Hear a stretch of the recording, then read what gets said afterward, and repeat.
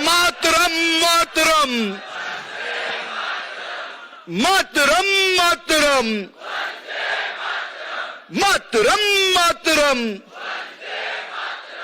बोलो बोलो बोलो बोलो बोलो बोलो बोलो बोलो बोलो भारत माता की भारत माता की भारत माता की। घना वर्षों पछी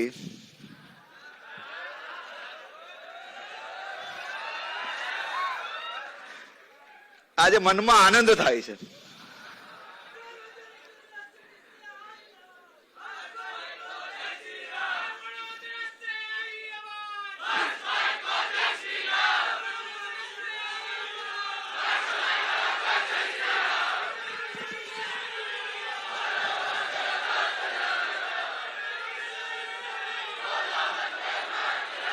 बोलो भारत माता की। अखिल भारतीय विद्यार्थी परिषद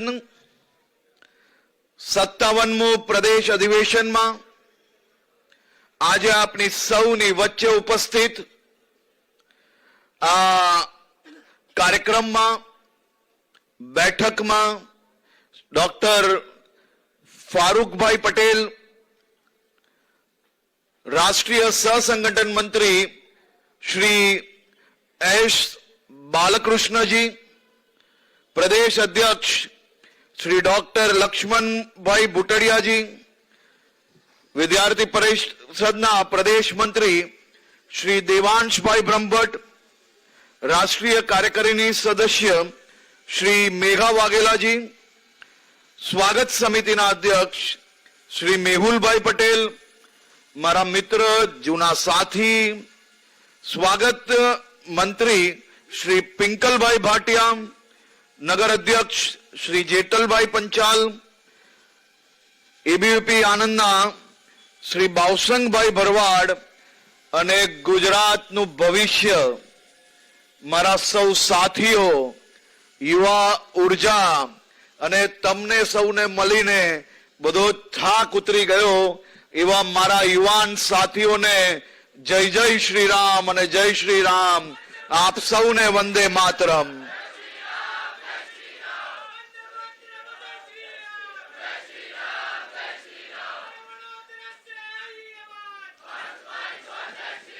आ ऊर्जा આપણે 3 દિવસ સુધી ટકાવવાની છે। ટકાવવાની જ કે નથી ટકાવવાની?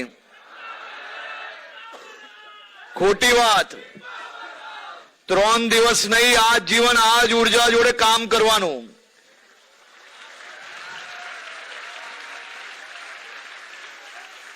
હું હંમેશા કહેતો હોઉં છું કે વિદ્યાર્થી પરિષદનો કાર્યકર્તા એ માત્ર એના કોલેજ સમયમાં જ કાર્યકર્તા હોય એવું નથી હોતું। એકવાર વિદ્યાર્થી કાર્યકર્તા બન્યા, એકવાર વિદ્યાર્થી નેતા બન્યા એટલે આજીવન તમે વિદ્યાર્થી નેતા રહેવાના જ છો। તમારી ઉંમર ભલે ગમે તેટલી થઈ જાય પણ મનમાં ને દિલમાંથી વિદ્યાર્થી પરિષદ ક્યાંય જ ના જઈ શકે।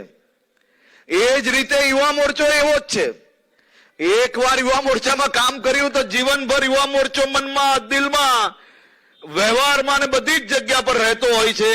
एटले विद्यार्थी परिषदना सौ कार्यकर्ताओ, विद्यार्थी परिषदना सौ नेताओ, विद्यार्थी नेताओ आपणी ऊर्जा ए मात्र आजे उद्घाटन सत्र पूरतुं सीमित नथी। आ जीवन आज ऊर्जा जोड़े राज्य ने देशनी प्रगति में તમે સૌ લોકો સહભાગી રહેશો તેવો મને 100% વિશ્વાસ છે। છાત્ર શક્તિ, રાષ્ટ્ર શક્તિ, જ્ઞાનશીલ એકતા આ વિદ્યાર્થી પરિષદની વિશેષતાઓ છે। વિદ્યાર્થી પરિષદની વિશેષતાઓની વાત કરીએ તો ઉદ્ઘાટન સત્ર ખૂબ નાનું પડે। ઉદ્ઘાટન સત્ર જોડે જોડે 3 દિવસની તમારું અધિવેશનના બધા જ સત્રમાં एक एक विशेषताओं बात करिए ने तो 3 दिवसना अधिवेशन में विद्यार्थी परिषद की विशेषताओं की बात आपणे ना करी सकीए। तेवा विद्यार्थी परिषदना सौ कार्यकर्ताओं ने हूँ आज अभिनंदन आपू छूं। आनंदनी आ पावन विद्यानगरी में જેમ ફારૂકભાઈએ કહ્યું, મારી પહેલાના વક્તાઓએ કહ્યું, આ ધરતીમાં એક અલગ જ ખમીરતા છે. આ ધરતી એ વિશેષ ધરતી છે. આ ધરતી આ દેશને, આ રાજ્યને કેટલું આપ્યું છે તેનો અંદાજો આપ સૌ લોકોને ખૂબ સારી રીતે છે.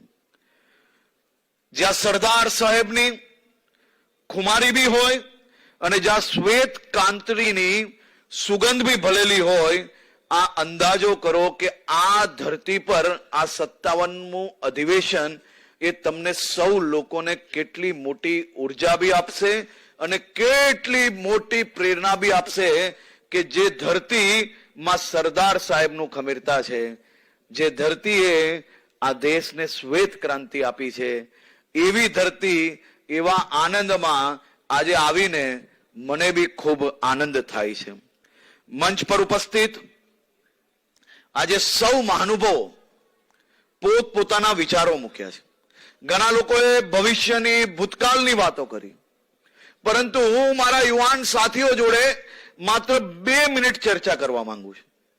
અને આ ચર્ચા એ ભાષણ નથી. મારે અહીંયા બેઠેલા સૌ યુવાનો પાસે અમુક માહિતી જોઈએ છે. આમાંથી કેટલા યુવાનો એવા છે કે જે દેશ માટે કંઈક મોટું કરવા ઈચ્છે છે, જે દેશ માટે ભવિષ્યની અંદર મહેનત કરીને સફળતા પ્રાપ્ત કરવા માંગે છે.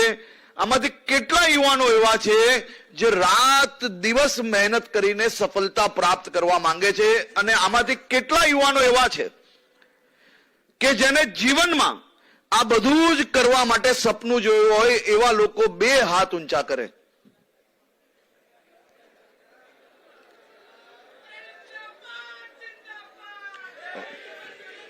વટ પાડી લીધો તમે તો બધાએ. અને આમાંથી હવે મૂકેલ હાથ નીચે, આમાંથી કેટલા યુવાનો એવા છે કે આ બધું જ કરવા માટે દરરોજ સપના જોઈ છે? હાથ ઊંચા કરો તો ખબર પડે. વાહ વાલા વાહ. અને આમાંથી કેટલા યુવાનો એવા છે જે દરરોજ સવારે આ સપના જોઈ છે, સાંજે મિત્રોને મળીને કોલેજની કેન્ટીનમાં ચા પીતા પીતા અડધી રાત્રે જોયેલું સપનું સવારથી બપોર ને બપોરથી સાંજ પડતા પડતા સપનું આપણે ભૂલી ગયા અને બીજી રાત્રે નવા સપનાની તૈયારી કરવા માંડ્યા હોય, એવા લોકો હાથ ઊંચા કરે. આ 2 મર્દના દીકરા વટ પાડી લીધો ભાઈ.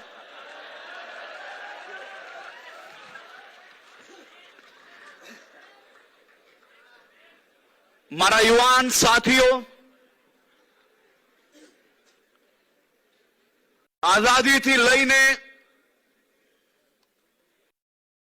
2026 સુધી અને આઝાદીની પહેલા બી વર્ષ સુધી આ દેશની સંસ્કૃતિ, આ દેશના યુવાનો નું ભવિષ્ય ઉજ્જવલ થાય, આ દેશના તમામ ક્ષેત્રનું ભવિષ્ય ઉજ્જવલ થાય, તે માટે મારા અને તમારા આ વડવાઓએ એમનું આખું જીવન ખપાવી લીધું.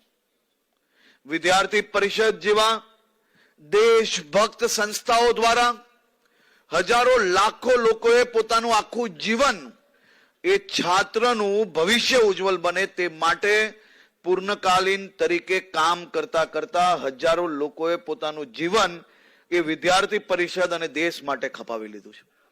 ત્યારે આપણે સૌ જવાબદાર યુવાન નેતાઓ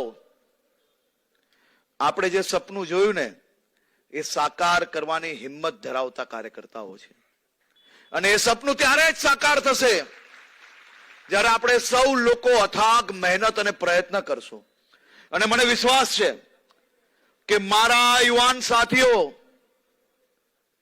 જે દેશના હિતમાં, રાજ્યના હિતમાં, છાત્રોના હિતમાં આ યુવાન કાળની અંદર જ્યારે મિત્રો એકબીજા જોડે શનિ રવિએ ફરવા જતા હોય ત્યારે તમે સૌ લોકો એ શનિ રવિનો ઉપયોગ કરીને રાષ્ટ્રભક્તિમાં જ્યારે વાપરતા હો એવા યુવાન મિત્રોને મારે આજે અપીલ છે કે આ સપનું જોયું છે ને સાકાર બી કરવાનું છે આપણે સૌએ, અને સપનું 100% સાકાર થશે. તમારી આંખોમાં જે વિશ્વાસ છે, તમારી આંખોમાં આ વિશ્વાસ જે છે એ જ કબૂલ કરે છે કે આપણે લોકો રાત દિવસ મહેનત કરીને સાથે મળીને આ બધા જ વિષયો પર આવનારા દિવસોમાં કામ કરશો, અને કામ કરીને છાત્રોના ભવિષ્ય વધુ ઉજ્જવલ કરવા માટે રાજ્યના દેશભક્તિના વિષયોને વધુમાં વધુ આગળ વધારીને આપણે સૌ લોકો કામ કરશો, એવો મને 100% વિશ્વાસ છે.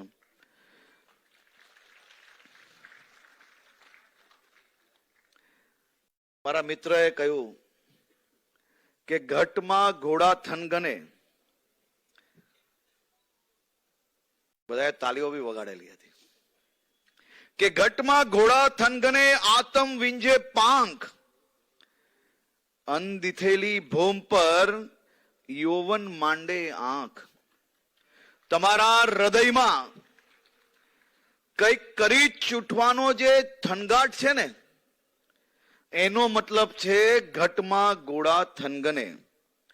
તમારી આત્મા જે ઊંચી ઉડાન ભરવા માંગે છે ને, એનો મતલબ છે આતમ વિંજે પાંખ. અને દુનિયાએ હજી જે સિદ્ધિઓ જોઈ નથી ત્યાં તમે પહોંચવા માંગો છો ને, એને કહેવાય અનદિથેલી ભોમ. તમારામાં રહેલા આ અદમ્ય સાહસ અને તરવરાટ એ ભારતની સાચી મૂડી છે. આપણે જે સપનાની વાત કરી ને, એ સપનાની વાત એનો મતલબ છે કે ઘટમાં ઘોડા થનગને આતમ વિંજે પાંખ, અનદિથેલી ભૂમ પર યૌવન માંડે આંખ. આ મંત્રને આપણે યાદ રાખવાનો છે. આ મંત્રને યાદ રાખીને એની ઉપર ચરિતાર્થ કરવા માટે રાત દિવસ આપણે મહેનત કરવાની છે. જે લોકો આ સંકલ્પને સાકાર કરવા માટે તૈયાર હોય ને, એ જ મારી જોડે માં ભારતીનો નારો લગાડજો ભાઈ. ભારત માતા કી. બહેનો તૈયાર નથી લાગતી કે અવાજ પુરુષોનો વધારે આવે છે, યુવાનોનો વધારે આવે છે, યુવતીઓનો નથી આવતો, એવું નથી ને? બધી બહેનો જ એક સાથે બોલશે ભારત માતા કી, ભારત માતા કી. રાણી લક્ષ્મીબાઈ નું રૂપ છે ભાઈ બધા. આપણા યશસ્વી વડાપ્રધાન શ્રી નરેન્દ્રભાઈ મોદીએ લાલ કિલ્લા પરથી દેશને એક સ્વપ્ન અને સંકલ્પ આપ્યો છે, વિકસિત ભારત 2047. અને આ વિકસિત ભારત 2047 ના સંકલ્પને સાકાર કરવાની જવાબદારી એ આપણા સૌ લોકોની છે. આ સંકલ્પના માત્ર સૂત્રોચ્ચારથી પૂરો નહીં થાય. તેના માટે આપણે રચનાત્મક પ્રવૃત્તિઓ, કન્સ્ટ્રક્ટિવ એક્ટિવિટીઝ તરફ વળવું પડશે. વિદ્યાર્થી પરિષદના કાર્યકરો હવે માત્ર કેમ્પસની સમસ્યાઓ પૂરતું જ સીમિત ના રહેતા, કેમ્પસની સમસ્યાઓના માધ્યમથી કેમ્પસના યુવાનોના સાથ અને સહકારને લઈને કેમ નહીં આપણે પર્યાવરણની રક્ષા માટે કંઈક ઐતિહાસિક કાર્ય કરી શકીએ. વૃક્ષારોપણ અને જલ સંચય અભિયાનને આપણે કેમ આગળ ના વધારી શકીએ. સામાજિક સમરસતા માટે વંચિત અને પછાત વિસ્તારોમાં જઈને શિક્ષણની જ્યોત જગાવવી એ આપણે કાર્ય ખૂબ સારી રીતે કરી જ રહ્યા છે. એને વધુ મજબૂત કરવા માટે આપણે સૌ લોકો સાથે મળીને આગળ વધીએ. ઇનોવેશનમાં આપણી કોલેજમાં ભણતા વિદ્યાર્થીઓ જે સ્ટાર્ટઅપ અને ટેકનોલોજી દ્વારા સ્થાનિક સમસ્યાઓ ઉકેલ લાવવા માટે સક્ષમ છે, એવા યુવાનોને રાજ્ય સરકાર, કેન્દ્ર સરકારની અનેક યોજનાઓનો લાભ અપાવવા માટે વિદ્યાર્થી પરિષદ કેમ આગળ ના આવી શકે? હાલમાં બી આપણે કામ કરી રહ્યા છે. આ કામને વધુ ગતિ મળે તે માટે વિદ્યાર્થી પરિષદના કાર્યકર્તાઓ જોડે જરૂરથી રાજ્ય સરકારના તમામ વિભાગો દ્વારા સંકલન કરીને આવા યુવાનો, જે યુવાનોમાં સ્ટાર્ટઅપની સ્કિલ છે, ઇનોવેશનની સ્કિલ છે, એવા યુવાનોને આપણે રાજ્ય સરકાર જોડે જોડીને વિવિધ યોજનાઓ અપાવીને રાજ્ય અને દેશની અંદર ઇનોવેશનની મિસાલને આગળ વધારીએ. આવા રચનાત્મક કાર્યો વિકસિત ભારતની આપણી ગતિને વધુ ઝડપથી આગળ વધારશે. મિત્રો, આપણે કોના વારસદાર છીએ આપણે જરૂરથી યાદ રાખવું જોઈએ. આ દેશના અનેક આઝાદીના લડવૈયાઓ, આપણા વિચારધારા, આપણી મૂળ સંસ્થાઓ, આપણી મૂળ સંસ્થાઓના સંસ્થાપકો, આ બધા જ લોકોએ પોતાનું જીવન એ દેશ હિતમાં આપી લીધું છે. ત્યારે આપણે આપણા વ્યવહારો, આપણા કાર્ય એ બધા જ આપણા વિચારોને શોભે તે જ પ્રકારે આગળ વધારીએ તેવી બી હું આપ સૌ લોકોને ખાસ આ પલે કહેવા માંગુ છું. ઘણીવાર રાજકારણમાં ખૂબ ધ્યાનથી સાંભળજો ભાઈઓ, ઘણીવાર રાજકારણમાં નેતાઓ વચન આપે છે અને ભૂલી જાય છે. તમે સૌ અહીંયા બેઠેલા લોકો ખૂબ ભાગ્યશાળી છો, કારણ કે તમારી ઉંમર જ્યાર તક ગુજરાત સમજવાની આવીને ત્યાર સુધી તમે આ રાજ્યના મુખ્યમંત્રી તરીકે નરેન્દ્રભાઈને જોયા છે. અને તમે ખૂબ ભાગ્યશાળી એટલા માટે છો કે તમે જ્યારથી દેશ સમજતા થયા ને ત્યારથી આ દેશના પ્રધાનમંત્રી નરેન્દ્રભાઈ મોદી છે. અહીંયા ઇતિહાસના જાણકારી ધરાવતા વિદ્યાર્થીઓને હું વિનંતી કરું છું, પહેલાની પરિસ્થિતિઓનો અંદાજો જરૂરથી લેવો, થોડું રિસર્ચ કરજો, એટલે તમને આ વસ્તુ મારી ધ્યાનમાં આવશે કે રાજકારણમાં નેતાઓ જે વચન આપે છે ને એ ભૂલી જાય છે એવી કહાવત હતી, પરંતુ નરેન્દ્રભાઈ આ કહાવત બદલી લીધી. અને મને ગર્વ થાય છે કે અહીંયા બેઠેલા સૌ લોકોની વિચારધારાના એક પછી એક ઐતિહાસિક કામો પૂરા થયા અને આ દેશના વિકાસમાં એ કાર્યો, એ ઐતિહાસિક નિર્ણયો એ આજ સુધી નહીં પરંતુ આવનારા વર્ષો વર્ષ આદિ અનાદિ કાલ સુધી યાદ રાખવામાં આવશે. જમ્મુ કાશ્મીરમાંથી આપણે બધા જ લોકોએ નારા લગાડેલા છે. મેં જમ્મુ કાશ્મીરમાં દંડા ખાધા છે. અહીંયા બધા જ મારા સાથીઓ બેઠા છે. આ બધા જ લોકો અહીંયાથી બી અનેક સાથીઓ બેઠા છે જે જમ્મુ કાશ્મીરમાં તિરંગો લહેરાવા ગયેલા હતા. એ જમ્મુ કાશ્મીરના લાલ ચોક પર તિરંગો લહેરાવવાની બદલે અમને એટલા દંડા મારેલા હતા કે દિલ્હીની ફોર્ટિસ હોસ્પિટલની અંદર અઠવાડિયા સુધી અમને લોકોને દાખલ કરવા પડેલા હતા. એ કાશ્મીરની અંદર તિરંગો લહેરાવવા માટે આ પરિસ્થિતિ અમે લોકોએ જોઈ છે. સાહેબ, તમે સૌ લોકો ભાગ્યશાળી છો કે એ લાલ ચોક પર હવે દિવાળીનો તહેવાર બી મનાવવામાં આવે છે. એ લાલ ચોક પર આપનો તિરંગો શાંતિ લહેરાય છે. અમે એ દિવસો જોયા છે. અને મારાથી પહેલાના જે વડીલો અહીંયા બેઠા છે ને, આ સંજયભાઈ, મિતેશભાઈ, એ બધાને પૂછજો. આપણે હસમુખભાઈ બી અહીંયા બેઠા છે, એમને પૂછજો કે જે કાશ્મીરના લાલ ચોક કે શ્રીનગરમાં ગયા હોય ને, તિરંગો આપણે છુપાઈ લેવો પડતો હતો. નરેન્દ્રભાઈએ બી તિરંગો ત્યાં જ લહેરાવેલો. એ સમય તો આતંકવાદીઓએ એમને ચેલેન્જ આપેલી ને આપણા નરેન્દ્રભાઈએ કીધેલું કે આ જાઓ જિસને જિસકી માँ का दूध पिया है એ વખતે. અને એ નરેન્દ્રભાઈએ જેટલી વાતો ત્યારે કરેલી, આપણા નરેન્દ્રભાઈએ જેટલી વાતો ત્યારે કરેલી ને એ બધી સાકાર કરીને બતાવી. આ દિવાળીમાં તમે બધા સોશિયલ મીડિયા પર બહુ વિડીયો જોતા હશો, પણ કોઈ આ વિડીયો જોઈ લો કે નહીં? દિવાળીનો શ્રીનગરનો લાલ ચોકમાં જે દીવાઓ થયા, લાઇટિંગો થઈ અને દીપાવલીની શુભકામનાઓના બેનર લાગ્યા, આવા વિડીયો જોયેલા બધા કે નહીં? એ લાલ ચોક પર તિરંગો લહેરાતો જોયો કે નહીં તમે સૌએ? વટ પડે કે નહીં? આપણી વિચારધારાને કોઈ વ્યક્તિ લાગુ પાડે તો એ વ્યક્તિને આપણે અભિનંદન ને આભાર માનવો પડે કે ના માનવો પડે? આખું દેશ કાશ્મીરથી લઈને કન્યાકુમારી સુધી માને છે. અને આજે મારા જેવા ભારતીય જનતા પાર્ટીના એક કાર્યકર્તાને ગર્વ છે કે અમે એક એવા નેતા જોડે અમને કામ કરવાનો અવસર મળ્યો કે જેને વર્ષો વર્ષથી આપણે વિચારેલા કેટલાય કામો હતા, એક પછી એક કાશ્મીરથી લઈને કન્યાકુમારી સુધી બધા જ નિર્ણયો લઈને આપણે લોકોને ગર્વ અપાવ્યું. આપણે કહ્યું હતું કે કલમ 370 હટાવીશો.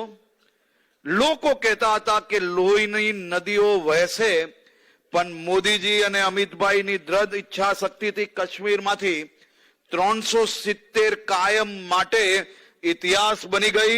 અને આજે કાશ્મીરના યુવાનો પથ્થરને બદલે લેપટોપ પકડી રહ્યા છે.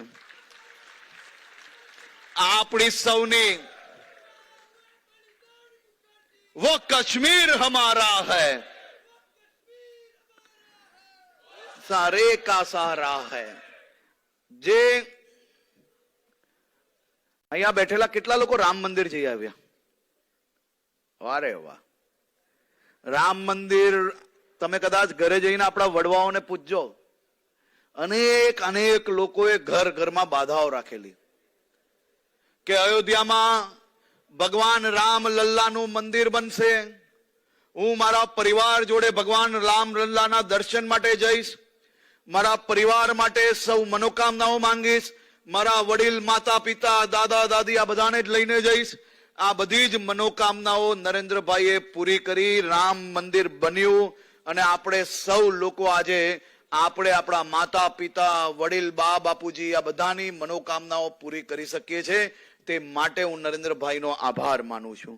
મુસ્લિમ બહેનોને ન્યાય અપાવવા માટે ટ્રિપલ તલાક નાબૂદ કર્યો, શરણાર્થી હિન્દુ ભાઈ બહેનોને નાગરિકતા આપવા માટે સીએએ લાવ્યા. આ તમામ વચનો પૂર્ણ કર્યા. હવે આપનું લક્ષ્ય છે વિકસિત ભારત, એક ભારત શ્રેષ્ઠ ભારત અને આત્મનિર્ભર ભારત. અને આ લક્ષ્ય પૂરું કરવાની જવાબદારી એ મારી સામે બેઠેલા મારા સૌ યુવાન સાથીઓની છે. આગામી સપ્તાહ 12મી જાન્યુઆરીએ આપણે સ્વામી વિવેકાનંદની જયંતિ ઉજવવાના છે, જેને આપણે રાષ્ટ્રીય યુવા દિવસ કહીએ છીએ. સ્વામીજી કહેતા હતા કે ઉઠો, જાગો અને ધ્યેય પ્રાપ્તિ સુધી મંડ્યા રહો. તેમને કહ્યું હતું કે મને 100 નચિકેતા એટલે કે સમર્પિત યુવાનો આપો, હું ભારતનું ભાગ્ય બદલી નાખીશ.